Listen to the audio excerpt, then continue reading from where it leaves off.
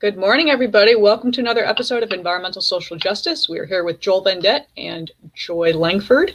Good morning. Good morning. How are you guys doing? Good. Just peachy. Just peachy. I know you're a little tired, Joel. It's early for you, but that's okay. I'm usually tired. That's fine. Well, sorry. I don't know how to help you on that. But anyway, moving on to a continuation of last week's discussion where we were talking about the cost of electric vehicles and how it's really not meant for the average middle-class American. Joel, one of the things that I wanted to pick up on was when you were talking about how unaffordable they are, and we talked about the average cost being $40,000 for a vehicle, the charger being installed, everything. I mean, this is not reasonable for someone making, I think the median average I looked up was $77,000 annually was the middle class income. Yeah. And most people needed 2 cars to go to work and take care of kids. And this is going to be challenging at best. I mean, that's the kind word. I think that's the understatement of the morning right there, to say challenging. I don't know how they're going to do it. I mean, I hope, my hope is that eventually, because I know by 2035, it's not production, I will say that they're not supposed to be selling gas-powered automobiles in the state of California. So the hope is that by then, the technology will become at a point where it is affordable for the masses. But right now, it's very daunting, excuse me, because in 15 years, you basically have to get an entry-level electric vehicle down to around $15,000 to $20,000 for people to be able to afford it, especially a new car. The used market? Used, you're still going to be able to buy gas-powered, but the electric vehicles, like, 'cause I think Tesla did something where they got rid of the warranty. They did something on the warranty for buying a used vehicle, a used Tesla. So I think that's kind of a daunting aspect as well. Wait, you lose your warranty if you sell your Tesla if it's used? I think if you're buying a used Tesla, there's something about they did something with the warranty on purchasing a used one. I don't recall the exact terms of it, but something was cut, and I can't remember what it was. Joy might know that one. The value of the car is significantly dropped. So if you paid $86,000 for an S series, within a 2-year time frame, the vehicle's already dropped to closer to $40,000.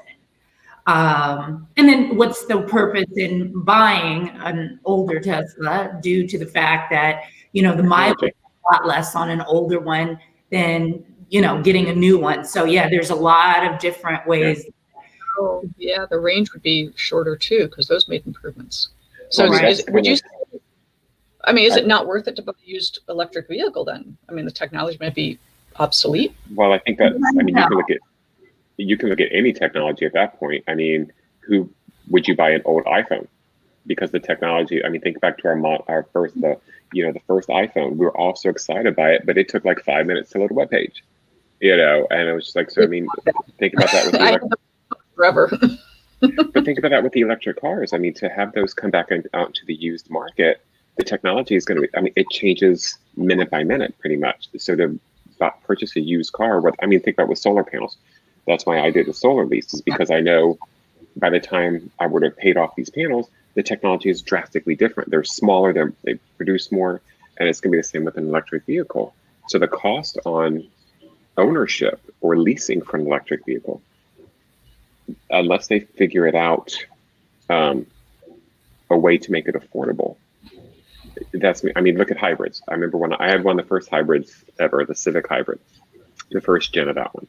And they had the warranty on the batteries was up to the 10-year or 100,000 miles, something like that. And I remember when I got to like 90-something thousand miles, I'm like, ooh, time to trade in my car. Because if those batteries go kaput, it's wicked expensive to change them out. And Wendy Sugar Martin made a couple comments. She is logged in. So driving innovation and basic economics has more demand will bring price down. Yes, that's true. Right. But then she's asking with respect to older used vehicles, is it the technology in the vehicle or the batteries? I am likely to say it's both.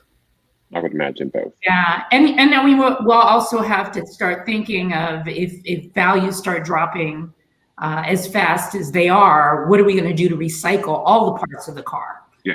But Batteries are already hard to recycle, and they're still trying to figure that out at the government level. So if nobody's buying the used car that's electric, then we've got problems there as well. I think there will be a market for the used electric car because there's a market for used cars now. So I think it's going to be a matter as those start transferring over. I think when CarMax and all those places start getting certified used vehicles, I think that's when we'll start seeing the biggest change in the market. But it's still going to come down to the technology and how to make it last more. I mean, how do you update these cars? How do you do things like that? I don't know how that's going to work. Cut the battery, do a tech upgrade. I mean, with your iPhone, you could always do tech upgrades until they stop supporting it and forced you to buy the new one. And that's the kicker. Which is bullshit, but but that's the way all technology works. I mean, how much are you really going to be able to update a car? Because it's not just the batteries; it's every single aspect of it. So that's where it's going to be interesting. Speaking of tech, you enlightened me to something this morning about the new EV Hummer. Yeah. I mean, other than it's obscenely expensive and completely impractical for like the average family, it is kind of cool. It looks freaking badass. Like everybody should check this thing out. If you're a car person, just check it out because it's going to be like 0 to 60 in 3 seconds. You said it had 3 motors or 3 engines? I think it had 3 motors, 2 or 3 battery operated motors, completely electric. It's going to it crab walked in the commercial. I mean, it's just, but I think I read this morning. Crab walking is. Oh, all 4 tires would turn and it would go diagonally. I'm like, it was stupid. And then, but I mean, so of course, I think the first rounds, the base model. Yeah, the first round is coming out. It's like 112,000, and then it's going to drop down to around 80,000, which means you'll be able to hit 112 with all the upgrades. But 0 to 60 in like 3 seconds. 1,000 horsepower. Like it's ridiculous, but it's also a freaking beast. Like I think it's 35-inch tires come on it or something obscene like that. I'm like, that's 3 feet. Like that's a 3-foot tire. Like, holy shit! I didn't think about that. Who needs this driving? I'm just picturing this in LA. I'm just trying to picture this getting into a garage. Up and down Rodeo Drive. Up and down Rodeo Drive. It's absolutely hysterical, but it is pretty awesome to see what GM is putting out there. But it's going to have like the celestial roof where you can everybody should check it out. It's really it's a pretty awesome technological feat they put out, I think. I know when you and I first reconnected back in like 2008, you mentioned the Fisker, and I was like, I had no idea what the Fisker was, and it's solar panel. It is, and a friend of mine's like working there now. I think he's their internal general counsel or something. So, Lucy, their new car looks ridiculous. I'm sorry. The new Fisker is beautiful. When that thing comes out, and the Lucid is coming out. I mean, there's a lot of them coming out, but they're all luxury high-end vehicles. Does anybody know how that Karma car is going? Karma with a K? I don't think that one's going anywhere. It looks beautiful, but I just wouldn't try it. That was the original Fisker. That was the Karma. Oh, and then so Fisker initially released the Karma, and then they kind of went belly up. And then, but now Fisker is coming back with a new, they're actually going to do an entry price point. I think they're going to be around in the 30s for an SUV, for a crossover. And it's actually a beautiful vehicle. Check that one out. But Lucid is coming out, but they're going to be another luxury one they're competing directly with Tesla. And their car is stunning. It's gorgeous. So we're seeing the supply and demand coming into play. So we'll probably see price being suppressed. But they're being focused as a luxury item. That's the kicker, is that you can't, not everybody's going to buy. I'm sorry? We have 15 years to change that.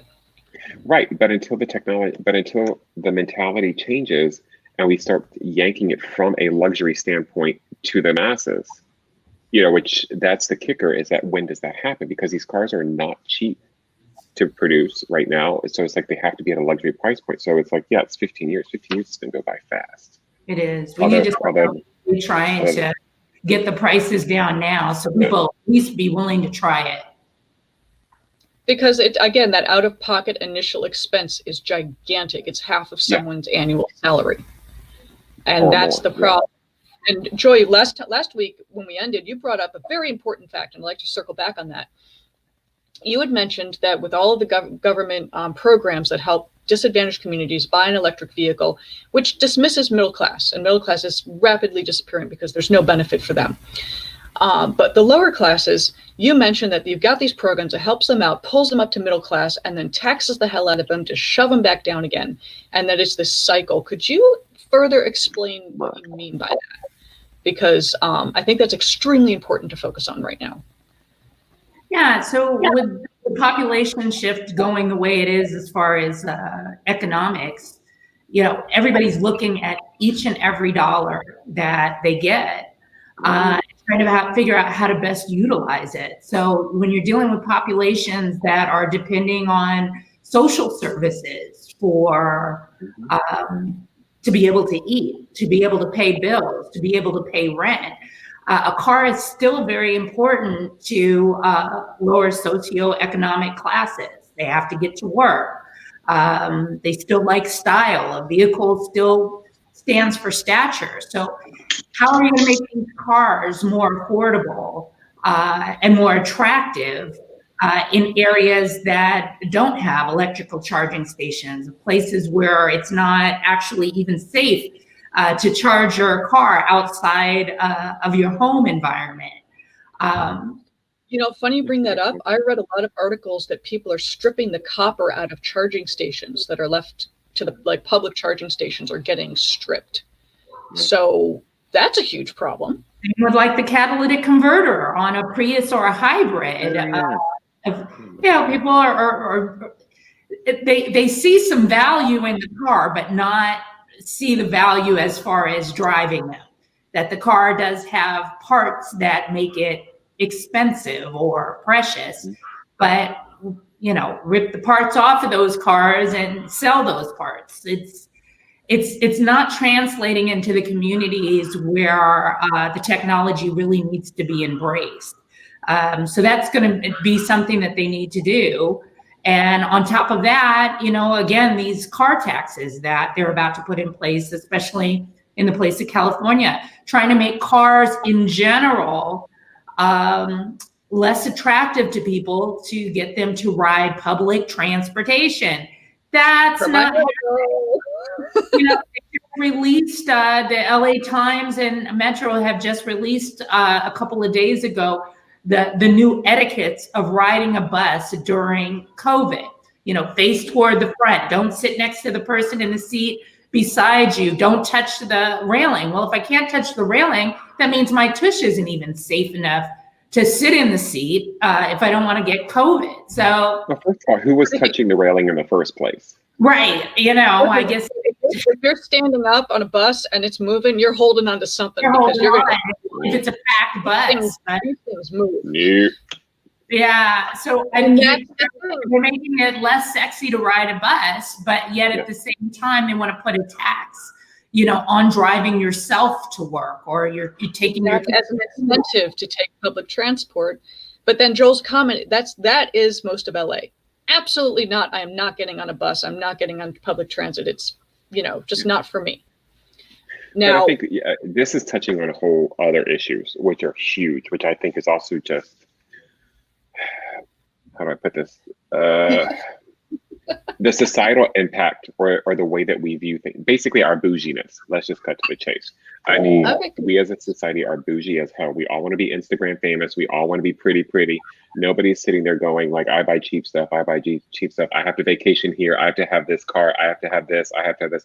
We're so image obsessed that that it's not too often you find someone who's like, I just need to get from point A to point B. That's it. And it's like, we as a society have to reevaluate who we become and what we stand for. Sorry, I'm getting preachy here, but we're so obsessed with the image, that it's like, that's the obsession with image. Where do you think all that stemmed from? Showing off, other than keeping up with the Joneses? Greed is good. I think it started in the 80s.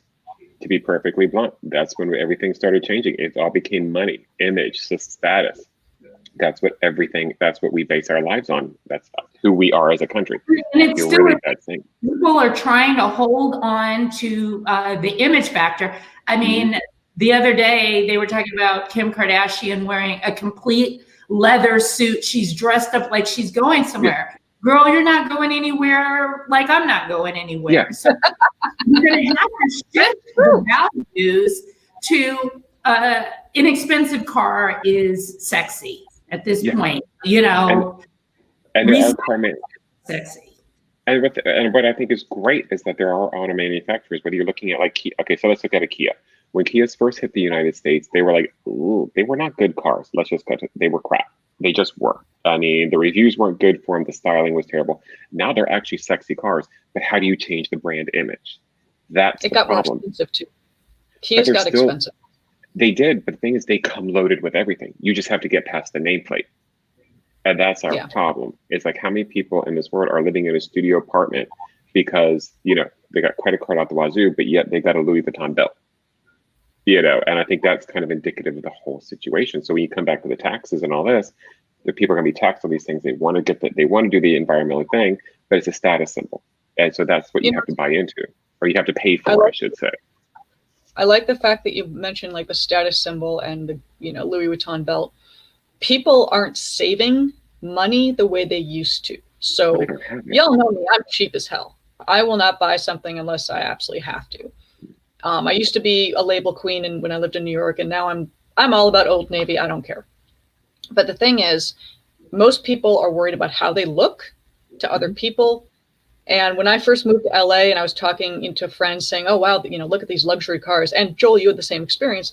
And then you were informed that, yeah, but they have, you know, 8 roommates in a studio apartment and it's all about the car, and the shoes and the belt and the handbag.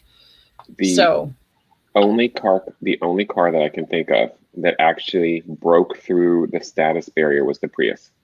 That was the only one that. Didn't they give them away for free though? No, but think about it. Anybody could buy them. Anybody, and everybody in every budget and price point did. And so you would see the wealthiest people in the world driving a Prius, and then you would see your average working somebody such as myself drive. I have a Civic Hybrid. I don't have that one, but you know, you still saw that, and that's, you know, that was the only car that really broke through status, I think. But with respect to celebrities driving the Prius, it was my understanding that Prius gave those cars to celebrities, you know, on a lease, for like a 1-year lease, just to show them driving around in it. So that was a marketing.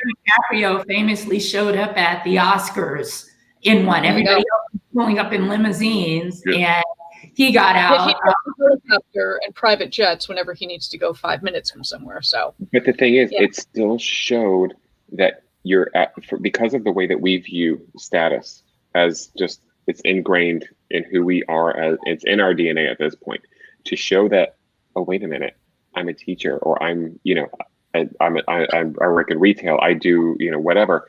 I can have a Prius and be at the same status symbol as an Oscar winner. That was probably one of the best things that they did. That was, if it wasn't for free, that was By the way, Prius technology, even to today's standards, was phenomenal. It had the Bluetooth. It was a driving office, great stereo system, everything that you would have needed or still need in a car. Even a Prius from 2008 is still viable and relevant. So they added on goodies, just like a Tesla is doing. Yeah. So, I mean, I feel like we've kind of totally segued into a whole separate topic here. Yeah, that's fine. But I think but it all ties together, because we all want, I think everybody at the end of the day, they want to do the right thing. It's just, unfortunately, to do the right thing has become a status symbol that becomes unattainable for the masses.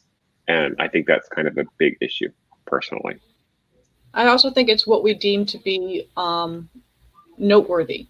So, you know, seeing people flashing wads of cash and saying, look at me, is that really the image that we should be rewarding?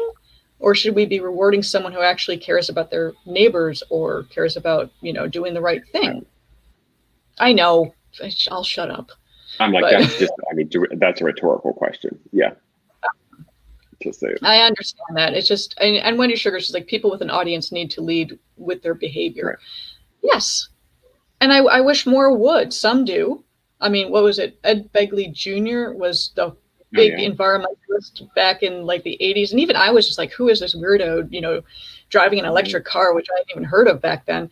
And then I'm like, wow, yeah, he got it before anyone else did. Like, he lived it. And actually, did you ever see that movie, Whatever Happened to the Electric Car? I think everybody should watch that as the precursor to what we're going into now. That movie, it's fascinating to see how fast we've changed as a society as far as the technology and electric cars, because it's a great movie. Growing up in Detroit, I remember one of my classmates, her dad worked, I think, for General Motors, and they had an electric car, and he drove us in it, and okay, yippee. It was like a test concept car, and it got killed by the oil industry because they were like, "Hell's no, we are not doing this." Don't spoil the movie for everybody who hasn't seen it.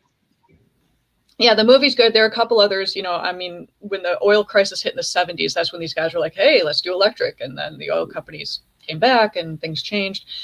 We are at our 20-minute mark. I did want to talk about lithium batteries, so I'm going to save that for next week because we are seriously lacking the raw materials. And one of the things I'd like to point out to people, we have this area in California called the Salton Sea. It's a ecologically interesting area, rich in lithium, and they want to put up a giant plant and quote unquote harvest the lithium out. It's a multi-million-dollar project, billion-dollar project, and I think it'll destroy that area.